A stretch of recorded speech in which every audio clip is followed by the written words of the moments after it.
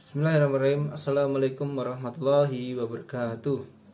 Innal hamdalillah nahmaduhu wa nasta'inuhu wa nastaghfir wa na'udzubillahi min shururi anfusina wa min sayyiati a'malina may yahdihillahu fala mudhilla lahu wa may yudhlil fala hadiyalah. Pertama-tama marilah kita panjatkan puja dan puji syukur sehingga kita bisa belajar tanpa ada suatu halangan apapun.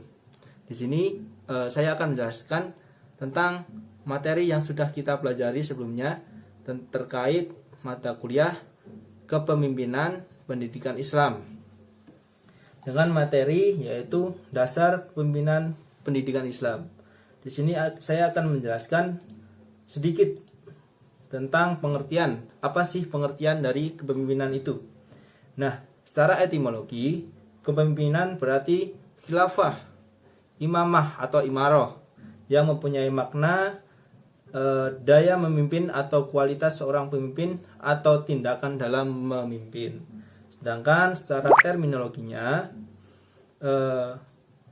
pemimpin adalah suatu kemampuan untuk mengajak orang lain agar mencapai tujuan-tujuan tertentu yang telah ditetapkan. Dengan kata lain, kepemimpinan adalah upaya untuk mentransformasikan semua potensi yang terpendam menjadi kenyataan. Kepemimpinan dalam Islam itu merupakan hal yang sangat mendasar dan semua sudah diatur dalam Al-Quran maupun hadis. Hampir setiap manusia menginginkan menjadi pemimpin, namun pada kenyataannya setiap manusia adalah pemimpin, walaupun minimal atau memimpin dirinya sendiri. Ada yang terkecil, contohnya memimpin sebuah keluarga, hingga yang terbesar yaitu memimpin sebuah negara atau bahkan perserikatan negara-negara.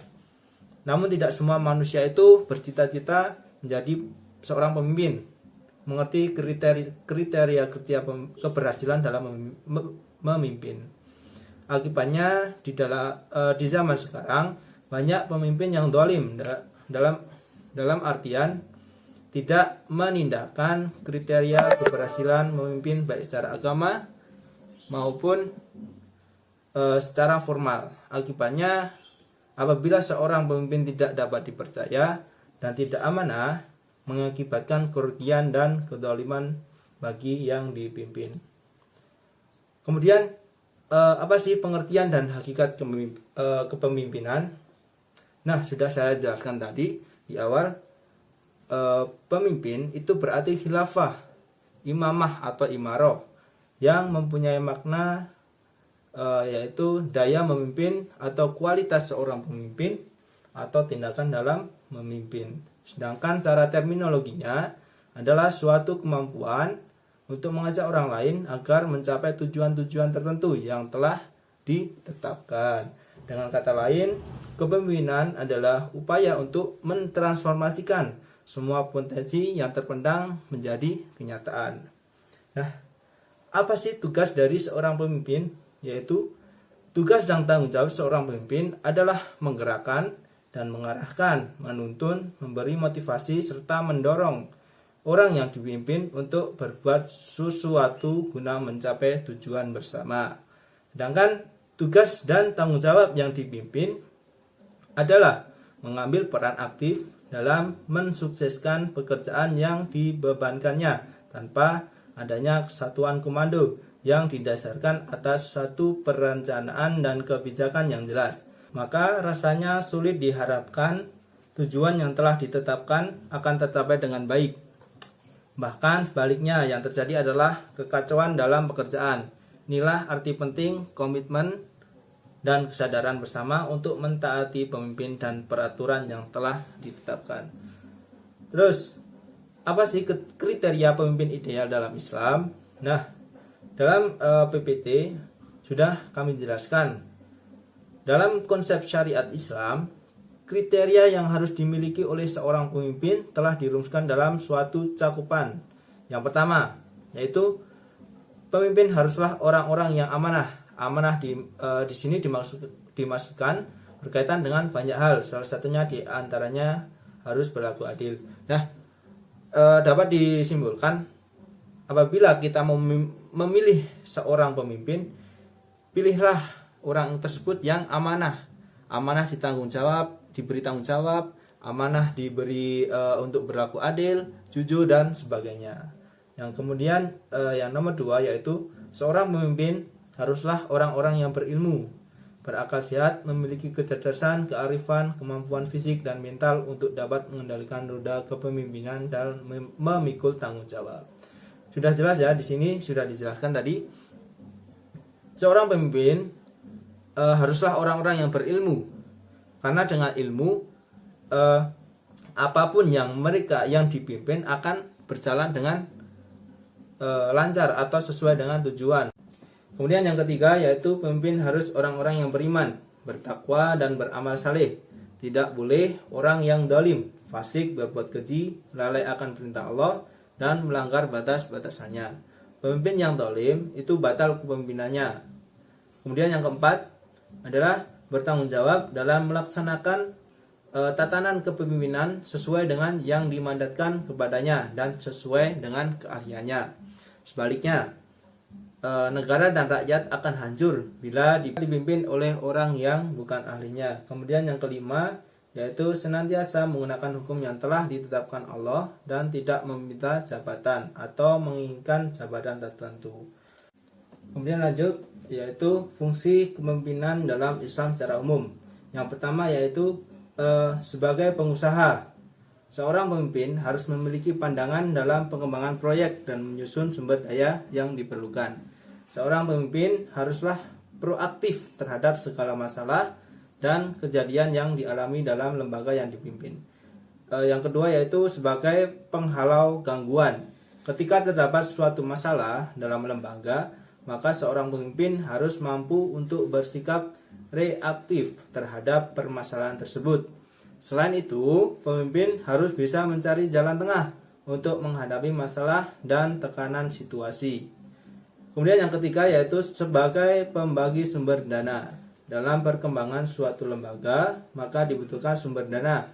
Sumber dana yang dimaksudkan di sini adalah uang, waktu, perbekalan, tenaga kerja, dan reputasi. Kemudian fungsi yang terakhir yaitu sebagai negosiator. Seorang pemimpin harus memiliki kemampuan dalam melakukan negosiasi pada setiap tingkatan, baik dengan atasan, bawahan maupun pihak luar. Kemudian yang keenam yaitu fungsi pemimpinan dalam Islam. Menurut Ahmad Ibrahim dalam buku Manajemen Syariah mengatakan bahwa fungsi atau peranan kepemimpinan Islam jelas berbeda dengan fungsi kepemimpinan pada umumnya.